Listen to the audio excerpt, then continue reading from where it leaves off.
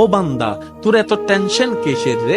আমি আল্লাহ তো তোর জন্য আছি। সুবহানাল্লাহ, আমি আছি না তোর? আরে যার কেউ নাই তাই না টেনশন করে, যার টাকা নাই সে টাকা নিয়ে টেনশন করে, যার অভিভাবক নাই সে অভিভাবক নিয়ে টেনশন করে, যার মোবাইল নাই সে মোবাইল নিয়ে টেনশন করে। আরে আমি আল্লাহ তো আছি তোর, আমি আল্লাহ তো আছি যিনি ইন্নাল্লাহ আলা কুল্লি শাইইন কাদির। আমি আল্লাহ রহমান তো আছি, আমি রহিম তো আছি, আমি গফফার তো আছি, আমি সত্তার তো আছি। সুবহানাল্লাহ, আমি গফফার তো আছি, আমি রাজ্জাক তো আছি।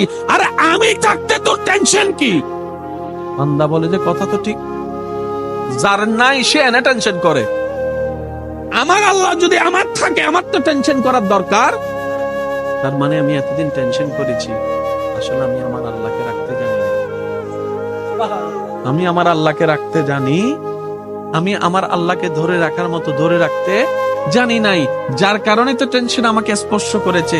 সেজন্য দেখবেন আল্লাহ ওয়ালা যারা হয়, মাথার উপর ছাদ নাই কিন্তু টেনশন ছাড়া মুখে হাসি আছে, পেটের মধ্যে খাবার নাই মুখের মধ্যে কিন্তু টেনশন ছাড়া হাসি আছে, যার উজ্জ্বল দৃষ্টান্ত এই পৃথিবীকে চাক্ষুষ ভাবে দেখিয়ে দিয়েছেন কারবালার ময়দানে ইমাম আলী মকাম ইমাম হুসাইন রাদিয়াল্লাহু তাআলা। সুবহানাল্লাহ, পরিবার সবাই শত্রুদের তীরের ভিতরে ছিল, তলোয়ারের ভিতরে ছিল, কাফেলার মধ্যে খাবার নাই কিন্তু মুখে কোনো টেনশন নাই, পানি নাই কিন্তু মুখে কোনো টেনশন নাই, পরিবার শহীদ হচ্ছে মুখে কোনো টেনশন নাই। জগৎ জিজ্ঞেস করে, ও ইমাম হুসাইন, এই কঠিন মুহূর্ত আপনি এত খুশি মনে আছেন কিভাবে? ইমাম হুসাইন উত্তর দেয়, আমার মওলা তো আমার সাথে আছে, আমার টেনশন করার দরকার কি?